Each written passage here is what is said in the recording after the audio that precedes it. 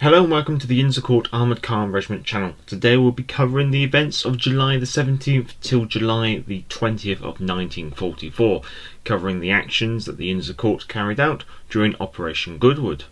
So with no further delay. July the 17th, Operation Goodwood. The plan was for the 8th Corps to cross the River Orne north of Caen into the bridgehead held by the 6th Airborne Division since D-Day. The force was made up of 3 armoured divisions, these being the 11th, the Guards Armoured Division, and the 7th. The Innscourt were under this 11th Armoured Division, whose objective was to push through the enemy lines along the axis through Herbert-Folly and Verrières, then to break out to a line from Bertheville-sur-Lez to St. Sylvia through Gorvix, overrunning the enemy rear echelons of repair workshops and mobile bakeries. In order to prepare for the operation, the Innscourt moved out from Rivières and headed to Angonay. The ground ahead of them on the other side of the Orne was good tank country and had been strongly defended by the enemy since D-Day. But to make things difficult, there was only 3 double road bridges over the Orne into the small bridgehead held by the 6th Airborne. It was decided by the Innscourt that only the light sabre troops would be used in order to reduce congestion, although historic footage shows that the Innscourt also deployed sawn-off Daimlers and Daimler armoured cars during this operation. It is assumed that these were used by the squadron and regiment headquarters elements. July the 18th. The regiment moved out of Angonay shortly after midnight and crossed the Orne into the bridgehead at first light, probably about 0400 hours, and arrived at their assembly area, a graveyard of D-Day gliders.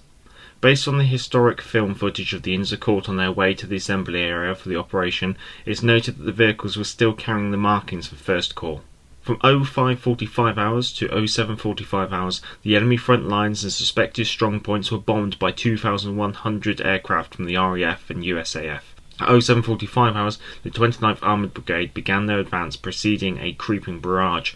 Following them were the squadrons of the Innscourt in alphabetical order.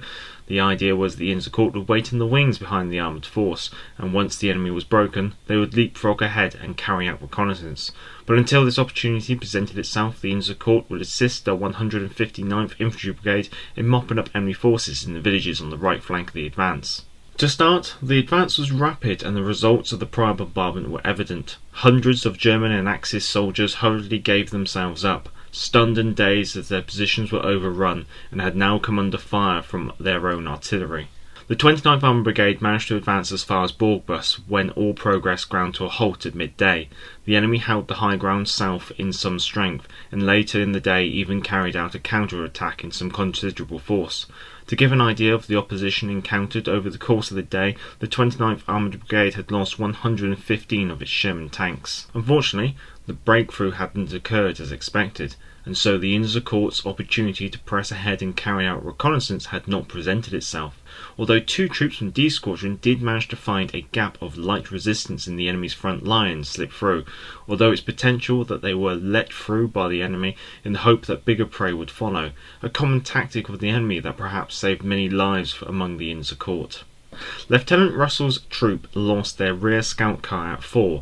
Due to this, returning to the friendly lines the way they had come wasn't possible, and so the troop toured the area of Saint-Angenin-de-Clamsnil, Borgbus and Gretvenville, returning with much valuable information. For these actions, Lieutenant Russell was awarded the Military Cross. Lieutenant Taylor's troop carried out a rapid and offensive sortie of the Caen-Falaise road as far as Gramsnil, before returning safely. Over the course of the day, the regiment only had 1 loss, although it was greatly felt. Captain J. A. Bucknell, the acting liaison officer of the 29th Armoured Brigade, was killed when his scout car was hit by enemy fire. July the 19th. A new day had begun, and so a fresh attempt was made to get through the enemy lines. D Squadron managed to get through with great difficulty, advancing north into Faubourg de Vaxelles, an industrial area of Caen south of the River Orne, which was being cleared by the Canadians. B Squadron spent an uncomfortable day in the area of Four and Soliers, but was unable to make an advance. At 4, Lieutenant Dow's troop were ambushed. Lieutenant Dow was killed and the rest of the troop were captured. The scout cars were later recovered by another patrol.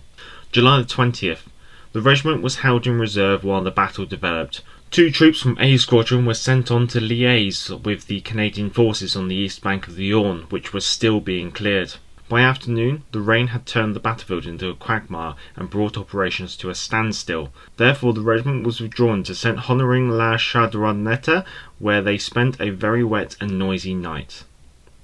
Losses over these days were 2 killed, 3 captured, and 2 Dingo scout cars destroyed. References are on screen, and I hope you can join me on July the 21st for the next video in the series.